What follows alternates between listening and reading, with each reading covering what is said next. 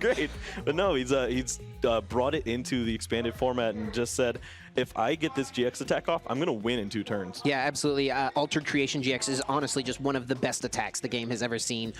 Doesn't do any damage, but just the insane effect of giving you 30 more damage through the rest of the game, and also meaning anytime you knock out your opponent's active Pokemon, you get to take an extra prize card. Joey really looking to capitalize that with that big damage from Zacian V. Yeah, that might be one of the most feared GX counter flips that you ever see. No damage, no Pokemon moving, just that big slam of the GX marker, and man, it puts fear in players. Kind of an interesting factor here, though, is the fact that even after an Altered Creation GX, Zacian V is not able to knock out Morpeko VMAX. Morpeko having 300 HP, just massive, massive amounts of hit points. Not something Joey's going to be able to take out easily, so maybe if he can try to target down something like a Dedenne GX on Zach's bench if he has to utilize that, or maybe we'll even see him chase after things like this Dusknoir that would be down, or Octillery. That we might just see him even ignore the Morpeko altogether. Yeah, I think that's probably the strategy that he has lined up. He's had some time in this field to see the other decks. Maybe he's even played against a similar Morpeko style variant. And he has an idea of how to win these games. After he uses that GX attack, he's going to go ahead and try to target down one of those Dedenne or even Morpeko before it evolves as well. Just anything that's in range that he could target down, and then use that target whistle. Following that, take that 3 prizes to follow up, and he can just clean up the game. Yeah, it's a spicy inclusion there, target whistle. Love to see that. And that's something we've actually seen pop up a good bit. I believe it was in both players' decks in the last round. Yeah. Kind of a niche one-of card that we've seen come in and out of decks over the years, but players really looking to utilize it this weekend. Yep, knocking out Shamans for 3 prizes is probably good. As we do see these players set out their prizes, really nothing terrible on either player side. Prizing a Dusknoir could be a little annoying for Zach, but he does play that 2-2-2 line, so he should be able to find another one. Yeah, we'll see if that has any impact on Zach's opening setup. Both our players are almost ready to go here for us. Everything lined up for a pretty great match. Yeah, certainly excited to see how this one is going to shape up. 2 brand new decks going at it. Both of these players once again at 5-0-1. And here we go, getting right into things. Here it is. And Joey right away, he's like, let me read this Morpeko, make sure I know exactly what it does. And started an Oranguru over on his side. Yep, and that is not the Primal Wisdom Oranguru. He's going to go ahead and just have that Instruct ability lined up for himself. So would like to see himself thin down a little bit and then draw up, but I don't know if that's going to be happening. He does have that Zacian, probably going to just get a nice big hand with Intrepid Sword. Yeah, you got to think. And, oh, that Sudowoodo actually could be a pretty big factor as well. We do see Dedenne come down. Dede Change going to just ditch the whole hand, drawing 6 new cards. This is a great way to see a bunch of cards on your first turn with the new rule change where you're not allowed to play a supporter. Yeah, even getting those supporters into the discard pile are pretty beneficial. You'll be able to see them off of a VS Seeker in the following turn. So really everything's just kind of going Joey's way to start this off. There we go, Intrepid Sword. Doesn't find any metal energies, but still gets those 3 cards to hand. So Joey's sitting with something like a 8 or 9 card hand after turn 1. Seems pretty good to me. Yeah, this is where he wants to be. Also has energy following up this turn, and he has some ways to accelerate energies if he chooses to just go aggressive with a Zacian V. If he isn't able to find that Arceus Dialga and Palkia. We're going to see a Flash Energy come down on to Morpeko V. Of course, it does have a pretty solid first attack in Spark, just doing 20 damage to the active and 20 to the bench. Those type of attacks you really love utilizing in these spread decks where you can set up multiple prize turns, multiple knockouts at once. And that's basically all Zach had, though. Just has to go for the attachment and a Spark. Yeah, this is kind of one of those awkward turns where you don't know if Zach's holding on to something impressive or he just really doesn't have it, because he's playing a card like Octillery, an evolution line, which is a little slower, but it does provide him that consistency later on in the game. And here we go, tag call, going to search out 2 tag team cards, finds that Guzma and Hala tag team, and also if he doesn't have the Arceus Dialga Palkia, could find that with this as well. And this is such a good card in these ADP decks, being able to just basically search for the whole combo. You discard 2 cards from your hand, and you can find a Stadium, a Tool, and a Special Energy card. And that's going to get Joey everything he needs. Since he's not getting Arceus Dialga Palkia, got to think he has one in hand, which means Guzma Hala will find him the Float Stone he needs. It'll find him the Double Dragon Energy, and it can even find him the Chaotic Swell, his stadium of choice, which is really key when Zach's going to want to be utilizing something like Thunder Mountain Prism Star. Yeah, if you can slow down down your opponent and really make them have to work for it. Maybe they'd have to have that Marshadow in combination with a supporter, but in combination with the stadium. But that's just so hard to pull off, especially seeing that Zach is off to this pretty slow start. Trainer's Mail looking at a couple of options here. Looks like Joey's just going to fail it. He saw a choice band there, not something that's going to be helpful against Morpeko VMAX since it does only boost damage to GX and DX Pokemon. Yeah, he isn't going to get any of those extra effects there. And also the damage still kind of doesn't add up at that point. I think he is just going to be on that route where he just tries to pick off some extra Pokemon on the bench. Pretty large hand for Joey. He's got a lot of options here. Guzma Hollow, we know, can find him that Altered Creation piece if he wants it. And what I like about this as well is that he's going to be able to discard a Metal Energy, which will interact well with the Metal Saucers he plays. Yeah, that's going to be a great way for him to accelerate energy onto his Pokemon and not have to worry about if this Arceus Dialga and Palkia were to fall at any point. He just has that extra Pokemon lined up in the Zacian, ready to go. And we don't have to worry about standard effects where this Arceus Dialga Palkia needed to find that energy and maybe an energy switch. No, it's just lined up right there with the Double Dragon energy ready to go. Yeah, such a big card here in the expanded format. Oh, an interesting card in Joey's list is the Stealthy Hood. I wonder how that interacts with Sinister Hand. I believe if the damage is placed on that Pokemon, it can't be moved onto or off of it, right? That would, yeah, if it is stuck there, then that Pokemon, you can't interact with it with the ability, I would assume. So we could see that actually be a pretty cool way for Joey to limit some of the damage swapping that Zach has available. Yeah, it's kind of one of these things where it's like he definitely didn't play Stealthy Hood in his list to count for the Sinister Hand, right? But it just so happens like, oh, that'll work out pretty nicely. And we do see Joey has the full combo. Going to go ahead and Floatstone that Oranguru, move it to the bench. Arceus Dialga and Palkia to the active spot, and Altered Creation coming up next. Yep, also does have that Metal Saucer in hand right now, as you were talking about that earlier. Could choose to go ahead and play that now. Do like seeing the Chaotic Swell coming down here too. Yeah, it just really limits a lot of your opponent's options as far as anything with Thunder Mountain. And there it is, Altered Creation. The GX marker has been flipped. For the rest of this game, Joey's Pokemon will be doing 30 more damage. And if damage takes out one of Zach's active Pokemon, Joey will be awarded an extra prize card. All right, so Zach has his work really lined up for him here. Does have a pretty reasonable hand as far as being able to find his Octillery, but the rest of it's pretty weird. He has his Dowsing Machine, but his only available item for him to use there is that Ultra Ball, and he can't really work that in cleanly. Right. And then he does have that research that he could go ahead and discard and draw 7, but he's going to lose his Dowsing Machine in that process. Maybe there's a way that he uses Octillery and fills up to discard again, but it's not the cleanest for him here.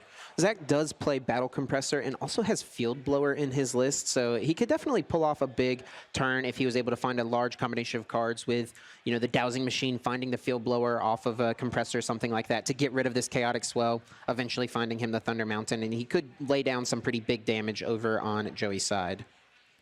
We'll just have to see what really comes out for him here. Yep, Octillery going to hit the field. You got to think that's going to evolve soon. An Abyssal Hand, really just such a solid ability. Once during your turn, you may draw cards until you have 5 in your hand. A really great way to just fill your hand back up, and it really does combine well with a lot of the pieces that Zach has. Even the Duskull, the Duskull that he plays from Cosmic Eclipse has an ability that lets you discard 3 cards from hand. That's a pretty good combination where you can, you know, search your deck for that evolution and then also thin your hand down to draw with Abyssal Hand.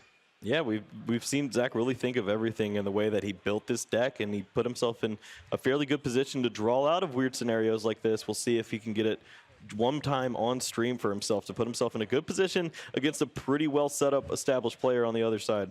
We do see an Ordinary Rod, one of those new cards from the Sword and Shield base set expansion, letting you choose as you would like to put up to 2 Pokemon and up to 2 energy back into your deck. And he's just going to have to discard that Dowsing Machine with this Professor's Research. You hate to see your A-Spec go to the discard pile with no use, but really didn't have any other options. Yeah, it looks like he may have drawn into a Pokemon Communication, but it's hard to just really work that in combination with a Dowsing Machine. So who's to say that that was the better or worse play here? He is going to give himself a few options here now to work with. We do see the Morpeko VMAX hit the field. Joey's got to make sure he knows what it does, and this is really exciting. And we also see the counter energy. Something really interesting with that is it doesn't work on EX or GX Pokemon, but it doesn't say anything about Pokemon V. So Yeah. if Zach does go down on prizes, that will provide 2 lightning energy for the max discharge. Yeah, well, the one unfortunate thing for Zach is that Joey doesn't like to play long games. So when he takes a prize and that counter energy finally becomes active, Right. you've got one turn to really use it because Joey's looking to close out. And there's that Duskull, going to be able to discard 3 cards from hand and just right away search for the Dusclops, get that evolution in play.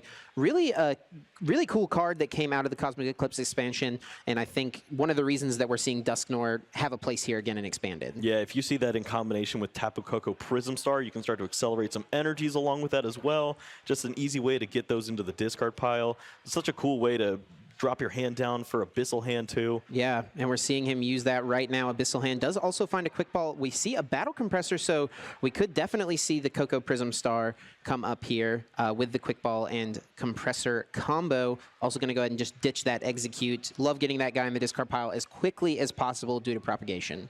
Yep, having access to that so that you don't have to discard all of your best cards when you're using some of these really impressive discarding effects in your deck, like those Ultra Balls. It's just a great way to make sure that you have some options saved for later in the game when you really need those fringe cards. We see Zach is also playing a Guzma and Hala of his own. Really useful to find those flash energies. Can also get the Thunder Mountain Prism Star, which is, you got to think, is really key to his strategy, to his deck. And then even plays the counter gain in addition to the counter energy as a way to get some additional damage when you're behind. Yeah, he can just come out of nowhere with a Morpeko VMAX just because he has these incredible counter effects. Just depends if he's going to have enough time to find the use for these. Quick Ball discarding that Execute that he just discarded with Compressor. Now we'll be able to find any basic Pokemon. It looks like it's just going to be another Duskull. Wants to guarantee himself that he'll have the option potentially to use a Dusknoir next turn, and going to go ahead and use the ability once again. We're going to see a full 2/2 Dusclops in play without even having to wait a turn to evolve. Yeah, just using those Executes, that propagation to the best of his ability there. Didn't have to discard too much, so we only had to lose that Guzma and Hala. Or it looks like the Mallow and Lana as one of his extra cards that he's included into that tag engine.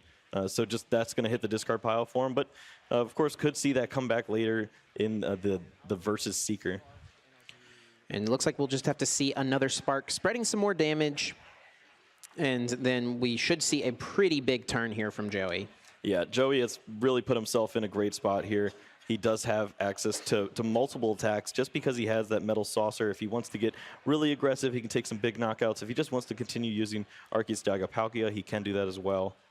Morpeko, I believe, does only have 190 HP, so if Joey can find his one of Fighting Fury Belt, which we actually do see in his hand right there, he could just attach another energy to this Arceus Dagapalkia and use Ultimate Ray in order to knock it out because of the 30 damage boost and then the 10 more from Fighting Fury Belt. Yeah, it looks like he has 170 hit points. Okay. So already has that lined up for him, fortunately, for Joey. We do see the choice of Computer Search off of the Trainer's Mail. Computer Search is just always one of the best cards in Expanded.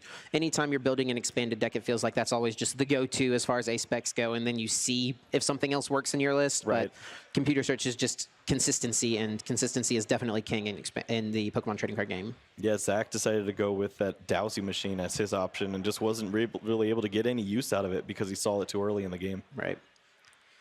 Of course, with Computer Search, you don't have to reveal to your opponent what you take, so Joey takes any one card out of his deck, puts it directly into his hand, which is just what makes it so good, is that it can find any other piece that you might need to set up a specific combo. So you got to think Joey's going to be doing exactly what he wants to on this turn since he's left himself with so many options. Yep, so if we start to see how this is aligning up, Joey will have access. He can get multiple energies in play just by using Arceus and Dagapalkia, that Ultimate Ray, taking a big knockout and loading up his Zacian. So maybe this last piece is just trying to work in that Target Whistle Guzma combination, something to take those last 3 prize cards and clean the game up. Just depends if he's going to be able to hold on to that, if Zach maybe has some disruption available too. Joey just going to take a Professor Sycamore here. We see on Zach's side choosing to play Professor's Research. That's definitely a meta in of its own. Which card do you choose to play? We've got Juniper, Research now, and then also Professor Sycamore. And This all giving you that powerful effect of discarding to draw 7. If you're not playing Juniper, you're not doing it right. Got to make your deck as expanded as possible, right? I go late. Oh, it's actually just going to be the Guzma. Joey choosing to target down the Octillery here.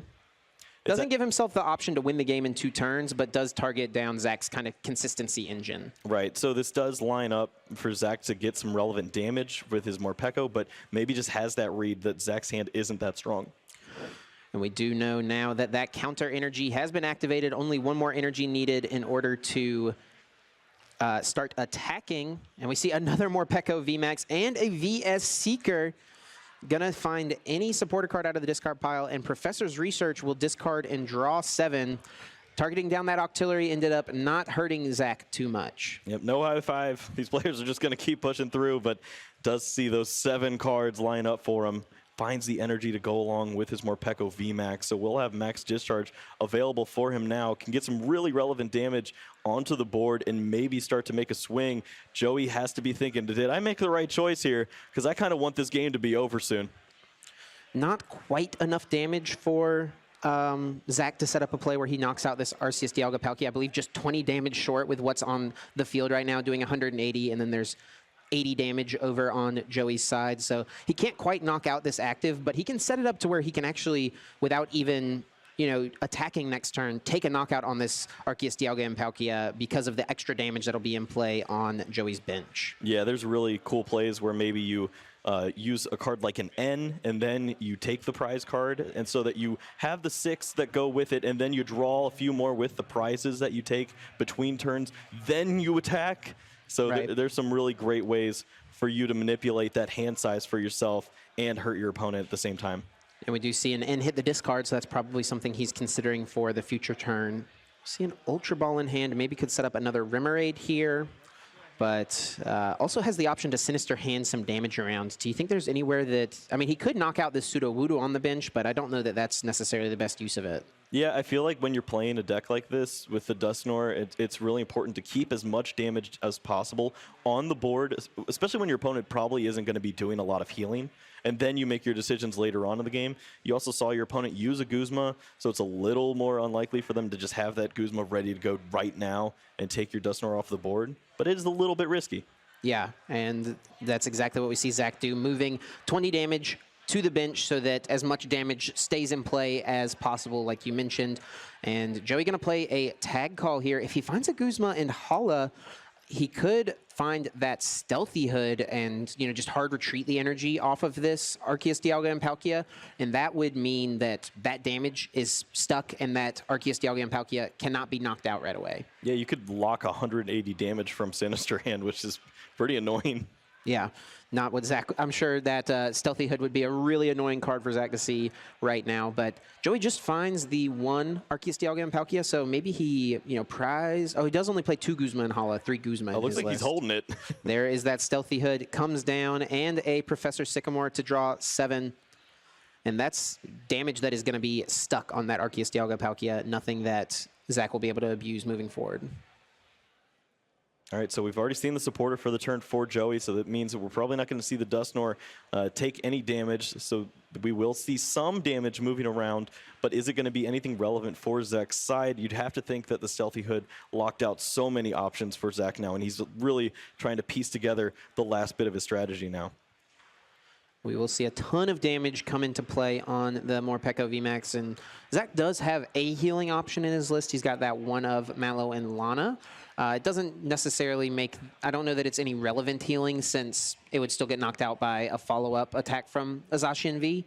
But that's an option he's got available to himself and could even, at the same time move into his other Morpeko VMAX to start putting some damage down with that guy. All right, so now from Joey's side, just really starting to thin down a little bit more, get these useless cards out of his hand, doesn't want to see these for later on. Yeah, he saw Zach grab that in last turn, so he wants to make sure that he's as in-proof as possible. Well, he did a pretty good job with that Stealthy Hood. That should be able to help him out as far as those awkward random knockouts in the middle of the turn.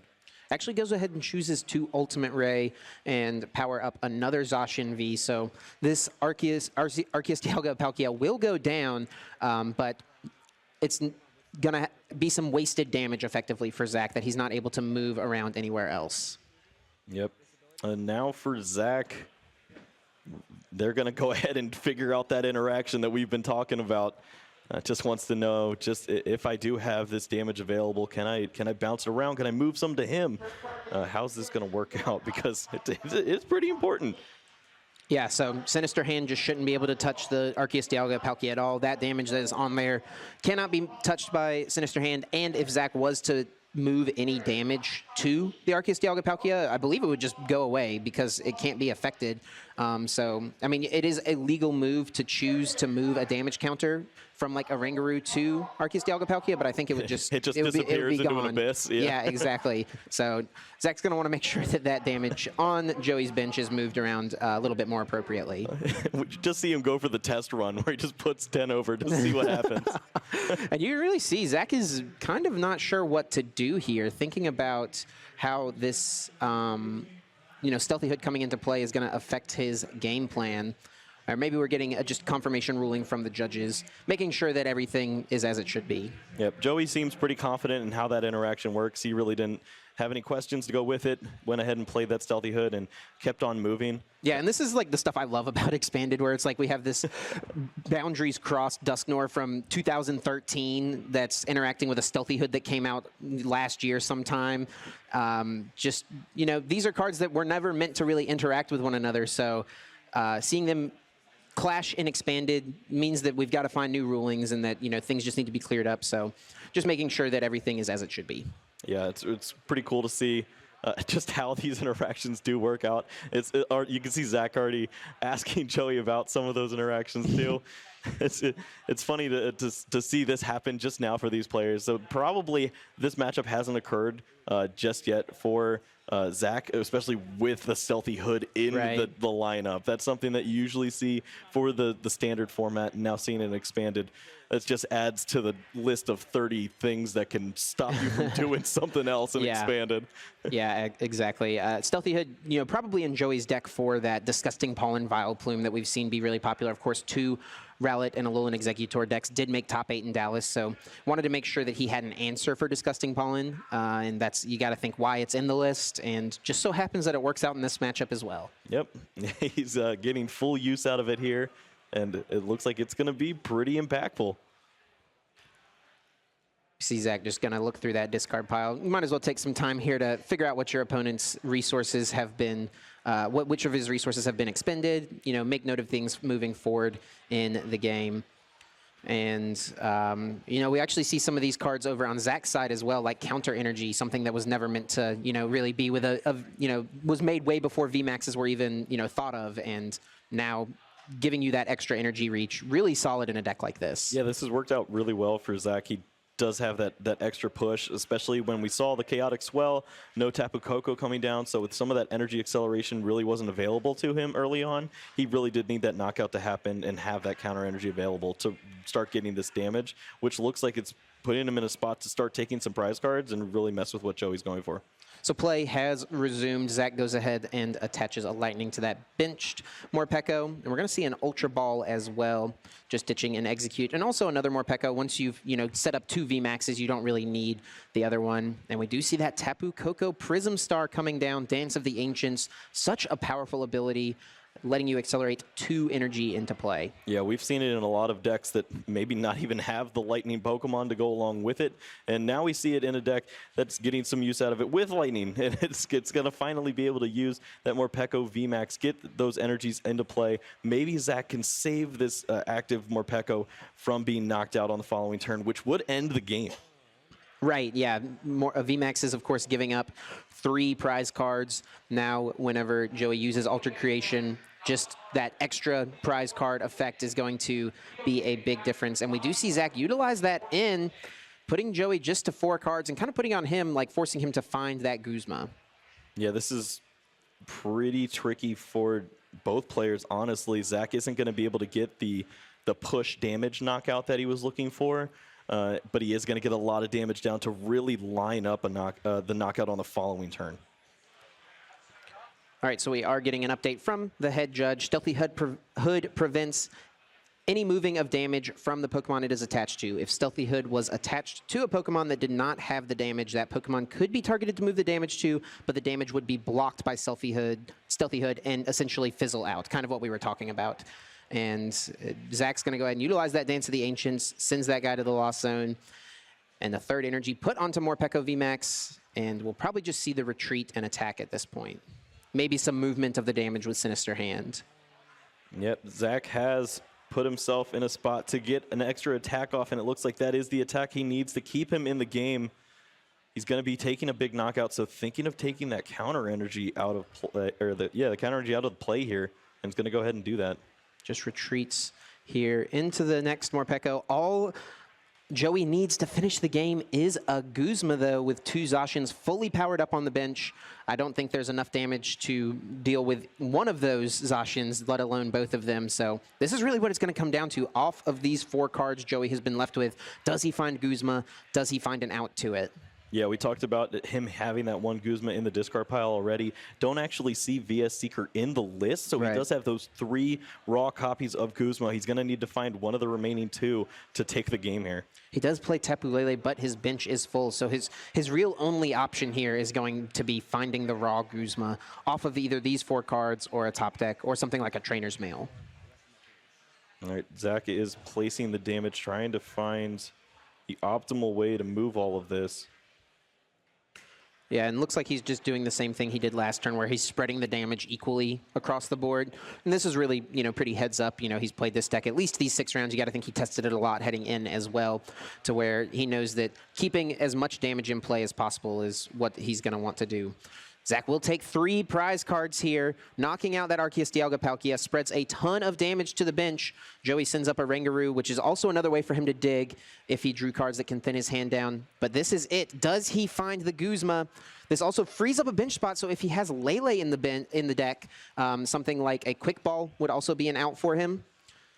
It looks like we do see the Quick Ball in hand, so if he has that lined up, we're going to find out right now. He may have discarded the Lele earlier on in the game. Yeah, I don't see it in the deck.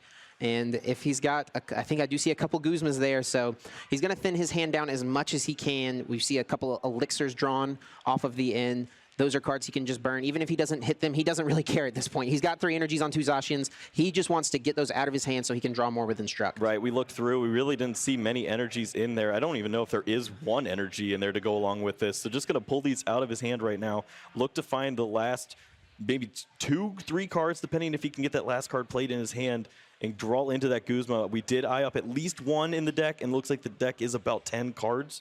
Pretty thin, and he's going to thin as many cards out of his hand as he can, and Zach kind of knows this is what it comes down to. He's got to find the Guzma here, and if he doesn't, Zach might be able to clean up the game on the next turn with the 1 prize Sudowoodo in play and the Dedenne on the bench. All right, this is going to be one of the biggest cuts of Zach's day so far. This is huge. Yeah, I mean, actually, Zach just has the damage lined up in play. He's got 260 damage in play, so if Joey does not find a Guzma here, Zach can just win on the next turn. Did he find it? I don't see it.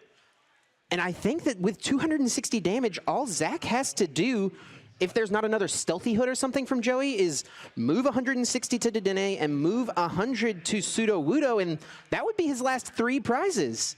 Yeah, he can just move any damage over to one of these the GX or V Pokemon and then just knock out the active if it weren't a Zacian. Yeah, that as well. So he's going to have this lined up for himself. It looks like Zach did just enough to get him in a favorable spot here to clean up game 1. Yeah, saw the lines. He knew that he had to maybe get a little lucky off an in, or Joey had to miss, and went for that play. And yeah, you can see Joey just scoops the game up. It felt like Joey was in real control of that. Zach was able to come back, and man, if in is not the comeback card, I do not know what is. Yeah, you would have to think that that was going to really put him over the top.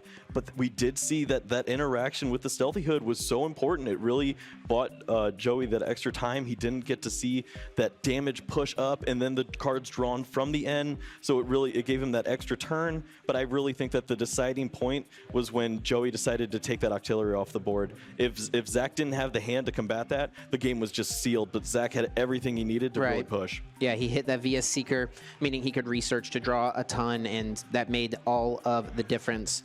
Moving forward into this next game, what adjustments would you want to see from Joey, or do you think he played just about as well as he could have? I think he has that combination lined up for himself where he doesn't have to leave damage on board and find that awkward extra knockout, attack into a Morpeko VMAX twice. If he goes for that target whistle plus Guzma play and does three prizes, I think maybe that's the faster route. Because you're not giving your opponent those 2 turns with a counter energy Pokemon. You just give him that 1 turn, do something. If it's not enough, I'm going to win. Yeah, you win a turn slower effectively by going the route Joey did in the first game, but you kind of limit your opponent's options much more. So it didn't work out for him in game 1. Maybe we'll see him go for a more fast-paced approach here in the second game. Yeah, maybe there's also a play lined up where if the Morpeko VMAX is already in play, you get that chip damage down first, then you remove an Octillery or Dusknoir from play, and you have that last one knockout lined up. Just give him that 1 turn with the counter energy. Don't give him extra turns,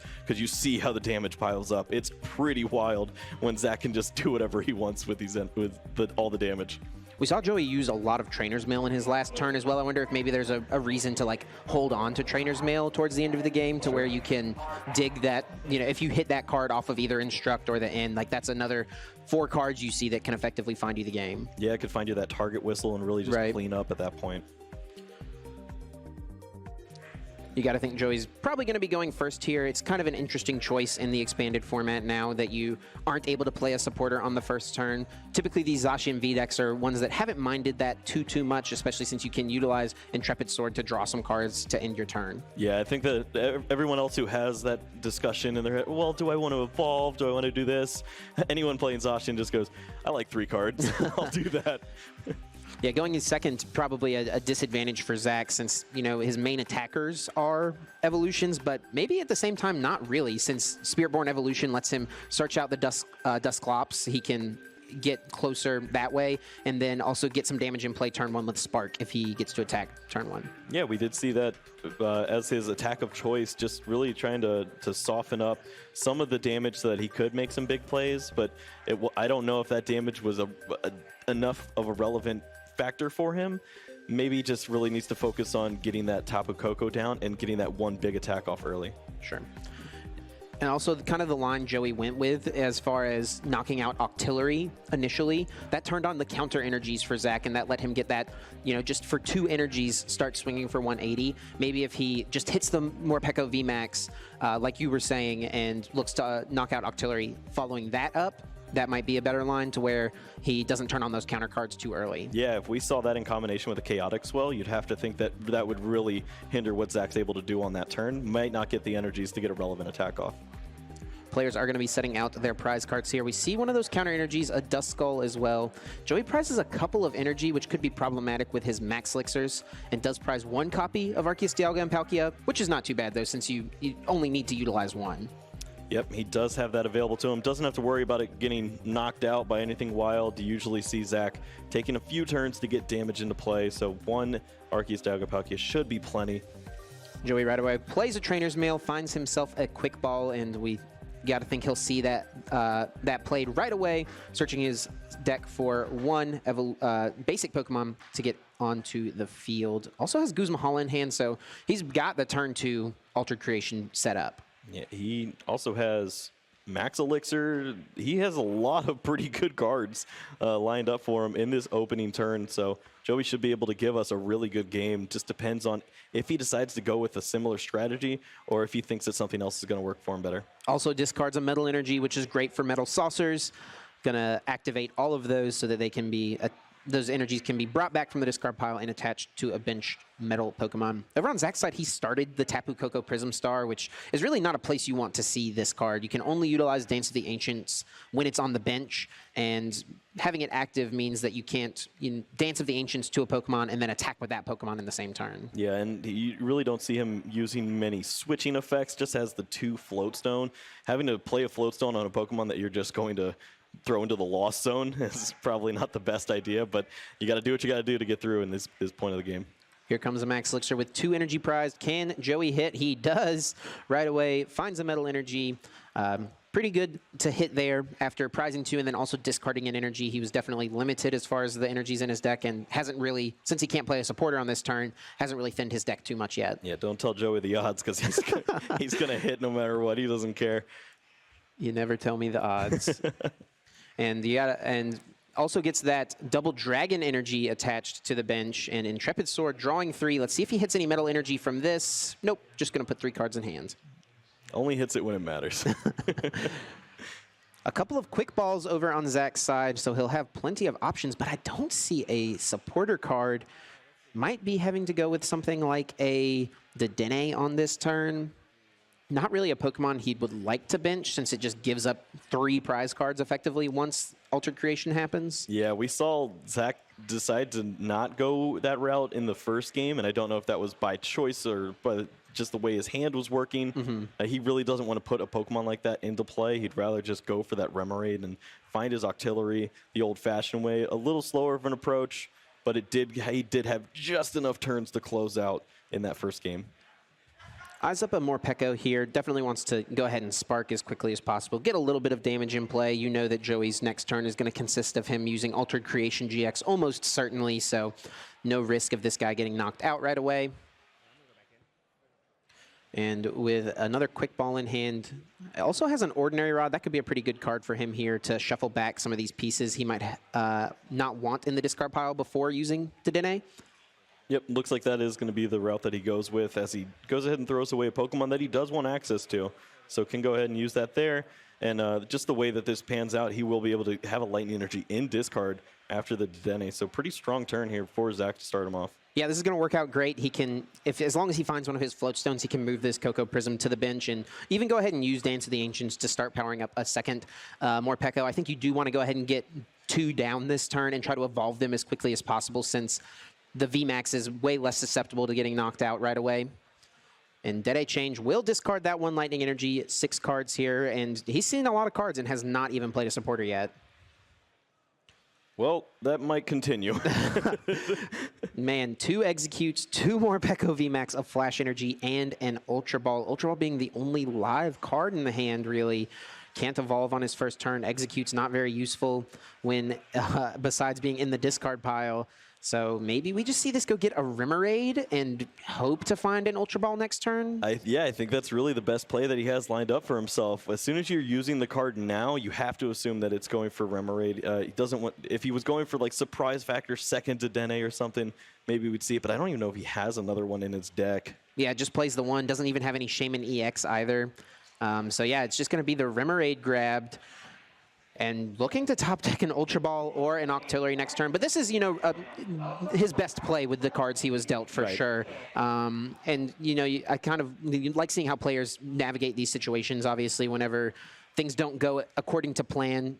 Finding your way out of that situation is really what separates good players from great players. Yeah, and Poker Face is really important here, too, because this is the same play Zach would make if he had an Octillery in hand. Or, right. Of course, not with the supporter, but if he has the Octillery to follow along with this, Joey has no information as of if you have that or not. So if you can hide that from your opponent, play this with confidence, maybe you see the end come out. But, of course, Joey is going to go pretty aggressive here with that Guzma. Goes ahead and plays it. Does find the double dragon energy. Maybe he goes ahead and throws that down onto the active. Not sure where else he'd really want to attach this turn. Maybe just to the Zacian to get it closer to being ready. But if he goes the same route as he did last game, we'll probably just see 2 attacks with the Arceus Dialga Palkia, using Altered Creation GX this turn, and then using Ultimate Ray on the following. Yeah, and it might be a lot more effective this game just because Zach has 0 follow-up. Right. Yeah, it's going to be onto the top deck here for Zach, honestly. I mean, and his deck is relatively filled with good cards, right? He hasn't played a supporter yet. He's got Ultra Balls still that can find him the Octillery, which would obviously draw him cards. And Joey, wasting no time, goes ahead and puts Zacian on the bench. And Altered Creation GX flips the counter. Let's see what this top deck is. It's Communication! Wow, what a big hit. Yeah, you mentioned the Ultra Ball, and I was thinking in my head, that would actually be pretty bad. It's a way to draw, Sure. but you would lose some really valuable resources. He did have some pretty important Pokemon in his hand, and he's already used his Ordinary Rod, so finding the communication's the best tool for him right there, able to get him out of this awkward hand and save some resources along the way. Yeah, it puts that other VMAX back into the deck, and we know there's another one in hand, so he'll get that evolution. He can attach for turn and get the full 5 off of Abyssal Hand here. Yeah, this is pretty strong for Zach. If he were able to find that Float Stone, we could really see an aggressive push here, especially with the Morpeko VMAX. Yeah, I don't think he can attack with the VMAX this it would turn. probably have to be a switch, and I don't think he has that option. So it might be slow, but who knows? Yeah, and maybe there's a situation where you let a one prizer go down, maybe not necessarily Coco, but maybe like a Duskull or something like that. Don't want to let your Morpeko take too much damage right away. I don't see, he's got an in, so he's still got some more play with this hand. We also see a Compressor in hand. Could utilize that to maybe get one more energy in the discard. I do think that there's only one in there currently, if he wants to get full effect from Dance of the Ancients. Yep, so can go ahead and get that in there for himself now, and maybe just eye down some Pokemon that aren't going to see some relevant play here. Doesn't have to worry about Intrepid Sword or anything going on, so go ahead and toss that Mimikyu. Yeah, no GX Pokemon on Joey's side with abilities that he wants to shut down, and just gets rid of some utility supporters that now become live outs from VS Seeker. And I think we'll probably see that in hand, and sure enough, there it goes. So tough spot here for Zach, but it worked out really well as far as the communication. Just it looks like he's still going to be that one piece off. Just having to give the 2 prizes here on the following turn, and then he has his huge Pokemon, but it gives up 4 prize cards in that Morpeko. If he had maybe an extra Pokemon to sneak into the mix here and then start to get counter energies live, it'd feel pretty good, but I feel like you're just going to lose this type of Coco at this point. Something else here for Zach, he really wants to find 2 Duskull because Joey, if there's only one in play, can target that down to take away the Sinister Hand option moving forward. And he does have an Ultra Ball, and with the 2 executes in discard pile, as well as the Quick Ball, he will be able to pull that off.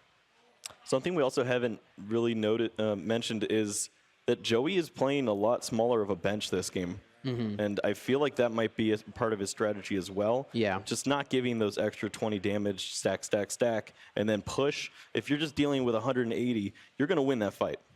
Right. Limiting just the damage that can be in play for Sinister Hand to mess around with is going to, be really a key strategy here for Joey. So really, making a good adjustment here moving into second game, being down a game.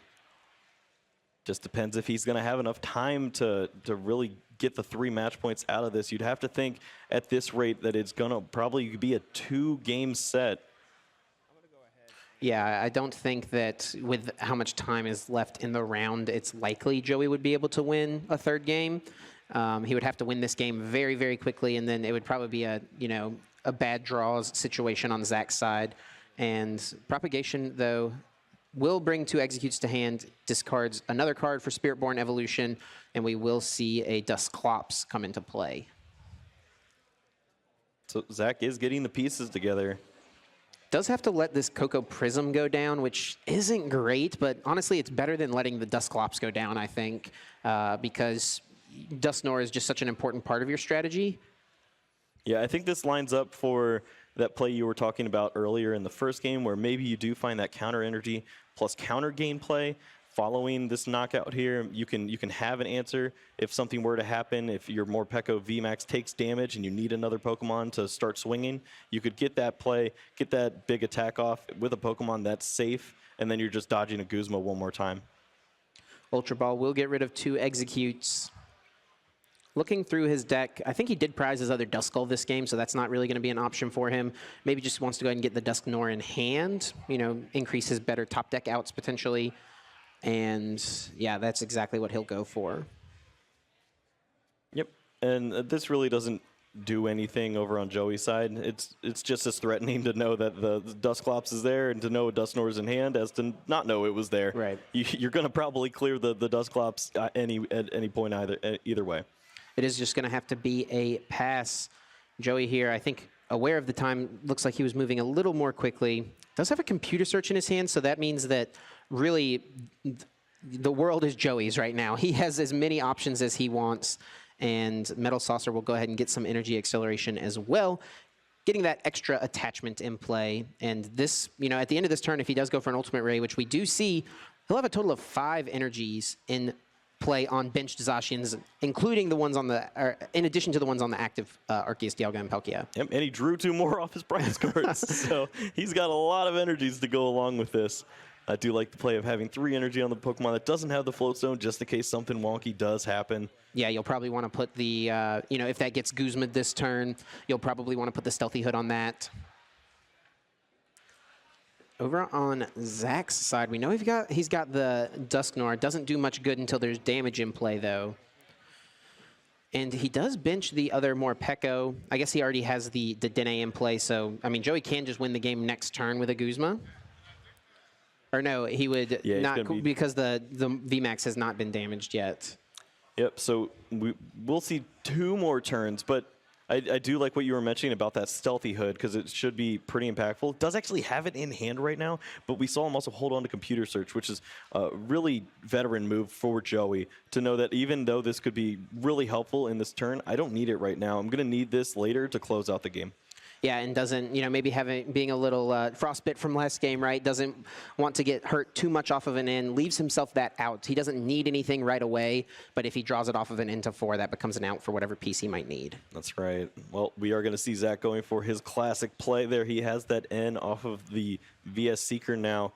So Zach is going to get himself 6 cards. Joey now with 4. We'll see if that ended up working out for Joey. He is holding on to some pretty good stuff in deck. Don't know if he's going to have access to it, though. 6 cards for Zach, 4 for Joey. And I wonder if even moving forward, Joey could ignore the Morpeko VMAX, just go for like Guzma knockout, Guzma knockout. You kind of, if you go for that this turn, you kind of limit yourself to that play though, whereas opposed to hitting the Morpeko VMAX, you now give yourself the option to win on the next turn with a Guzma knockout. Right, it's a play that takes 2 Guzmas instead of 1. Right. So although it does usually line up pretty well for you, just the fact that he took that opening knockout on a 2-prizer means that he's probably going to have to go for 4 just to make this a nice, clean game. There we go, 180 damage to the active, 20 to 2 benched Pokemon with max discharge. Joey with 5 cards in hand now. Does see a Sycamore, also a Metal Energy. Yep, he has the Saucer too, but I don't think that's his problem. he's got all the energy in the world. He needs to find a card like Stealthy Hood, a card like Guzma, so that he can line up to close this game out on the following turn. Yeah, I think he really wants the Hood here just to limit Zach's options as much as possible. I don't think I see it there in the hand. He could bench a Shaman to try to set up and dig for it, or even the Dedenne in his hand, but that's giving low HP, multiple prize Pokemon for Zach to toy around with as far as the damage placement goes. So right. if you do whiff the Stealthy Hood, that could be a really punishing play.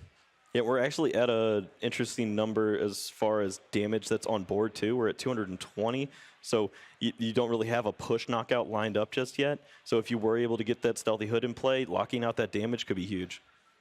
And if Joey does miss, though, I mean, Zach could actually just move all the damage to one of the Zacians, take 2 prizes there, and then put 180 on something else, potentially. Looks like a Trainer's Mail, seeing 4 off the top. Can take any trainer to put it into his hand, except for another Trainer's Mail. It looks like it will be a Quick Ball.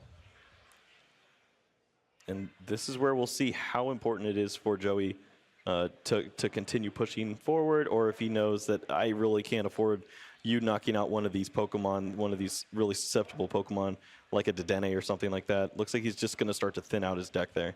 Yeah, Cobalion not going to be super impactful at this point. Probably in his deck for things like Turbo Darkrai, or excuse me, Turbo Dark or Shock Lock, things like that. Just a card he's not going to use. He knows at this point, gets it out of the deck, and now can discard it with something like the Dedenne. We might see him bench more Pokemon here, but chooses not to put the Oranguru down on the bench, limiting the amount of Pokemon in play that, Zach can mess with as far as damage goes. All right, so the Dedenne is in play. That means that damage can be pushed around in awkward places. Did he find a Stealthy Hood? I don't see it. He does have Fighting Fury Belt, which is a piece that can increase the HP of one of these Pokemon, but Zach has not played his Field Blower yet, and we didn't even see it in that first game set. So that could be a card that Joey isn't even aware of in Zach's list, and that could be huge. That also, of course, gets rid of the Stealthy Hood, so that Zach can then reuse that damage. Well, we'll see if he finds a Pokemon that could get some benefit from it. Yeah, I don't think there's much play left in this hand. He's got the Fighting Fury Belt, so we'll probably see him utilize that just to give something a little more HP. And this is really just worst case scenario for Joey here, missing the Stealthy Hood. Well, looks like Joey thinks he needs the prize cards. He's going to go for the Great Catcher here. Yeah, brings up that Dedenne GX, and now he's in the situation where he can win next turn with just a Guzma, but going down to just one card, we know how impactful N has been so far for Zach. And, ooh, Target Whistle comes out, puts that Execute on the bench. Well, he already has the Pokemon in play that he would need to close this game out, so why not disrupt your opponent with that Target Whistle, put one of those Execute onto the bench. Yeah, and Joey also, I think, knows that an N is most likely coming, so he wants to get rid of cards that he doesn't want to draw, like Target Whistle, and honestly, like Energy. So we'll probably see him, any Energy he's got in his deck, he's going to put into play right now, and it looks like it is just the one. Well, that is the case. Joey is going to be down to one prize, so if Zach were to have a card like N on this turn, he could put himself in a really great spot to limit anything Joey could find. Maybe only 2 cards available to him to find the Guzma to clean the game up. Well, Kyle, I do see an N in Zach's hand already, so I think that is the play we're going to see. Finding something like Field Blower here could be really nice as well in order to decrease the hit points on Arceus Dialga and Palkia, making it so that after you maneuver the damage around a bit, you can make it a much more clean knockout and leave more damage on the bench. That's right. Well, we'll see how much thinning Zach can go ahead and get away with here. Looks like he's going to use the Execute to start this off. He's got Ultra Ball in hand. Wants to just get rid of any cards that are useless to him at this point. He's got all his Pokemon in play, gets rid of the Communication. Anything is getting knocked out for a prize on the bench, so it doesn't really matter if he wants to Calm for, something else.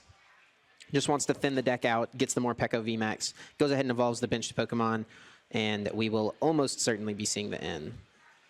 He does have that Thunder Mountain in play, which would be a card. Maybe he should just actually go ahead and use it so that he doesn't draw it. I don't know that it really matters at this point.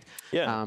But leaves himself the option to have it with a Field Blower maybe for a different Morpeko on the next turn. Yeah, you could go ahead and just remove the stadium. It's not going to matter anymore. Your opponent's already taken 5 prize cards, so you were going to have that counter game lined up for the whole game pretty much at this point. You really are just dodging Guzma.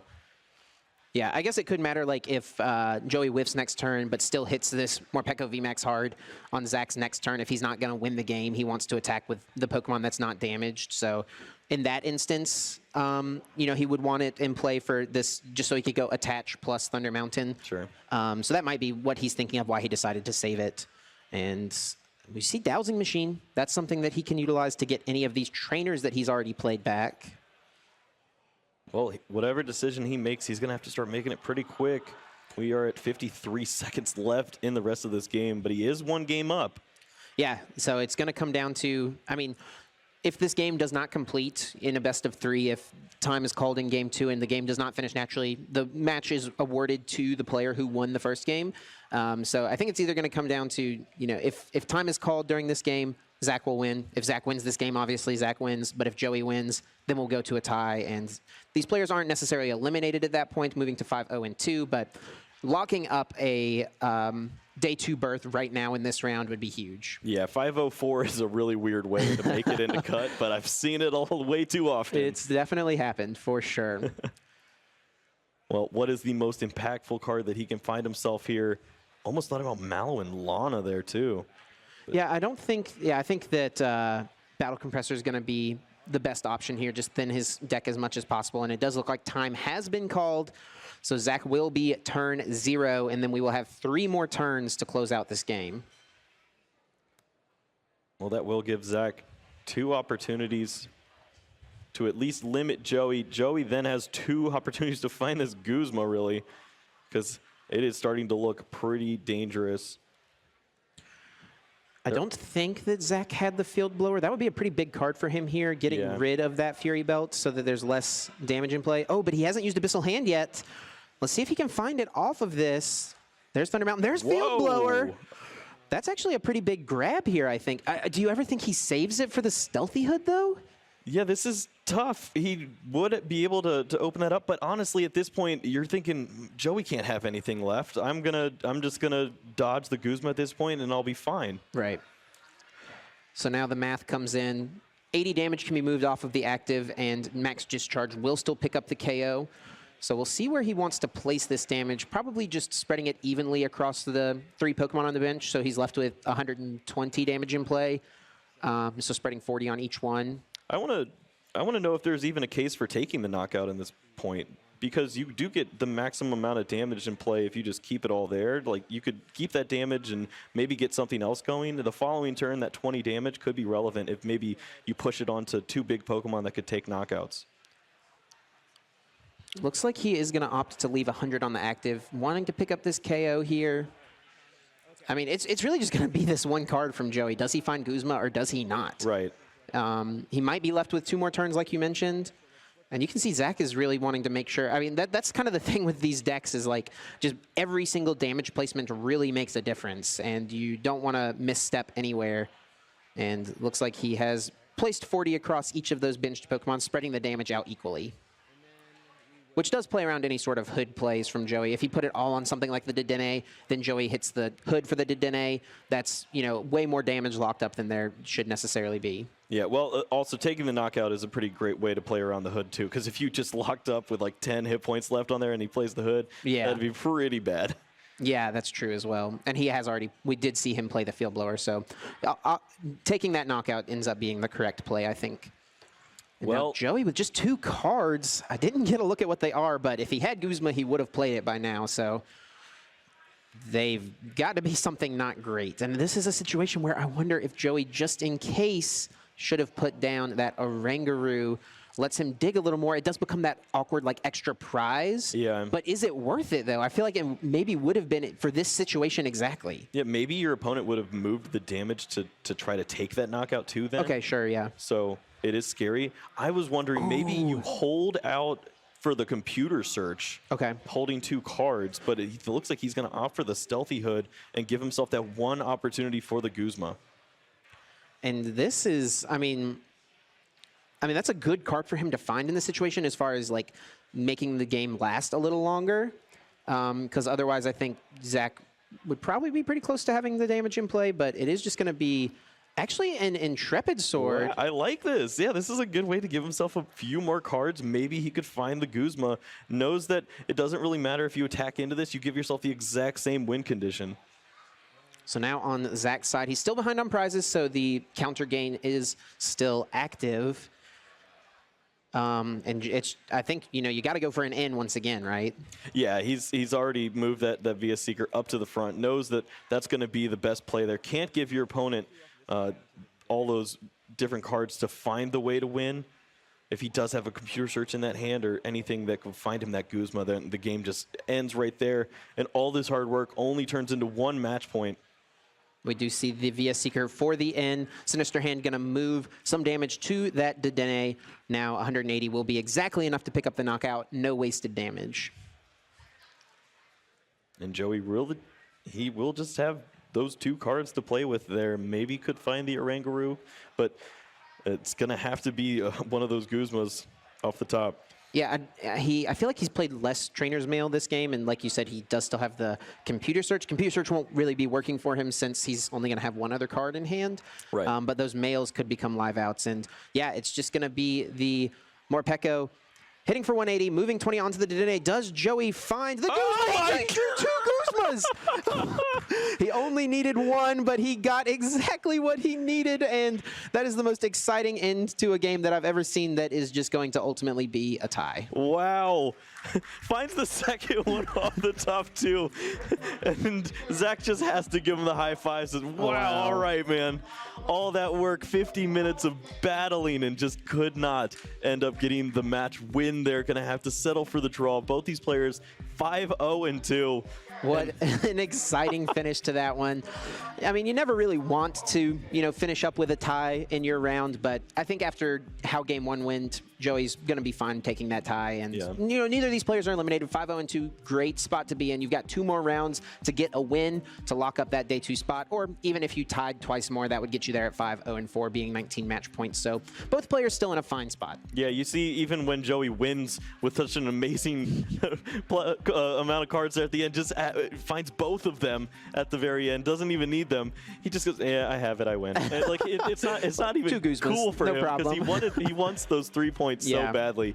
He knows that 5-0-2, even though it's a great record to have, a lot of players would love to be there.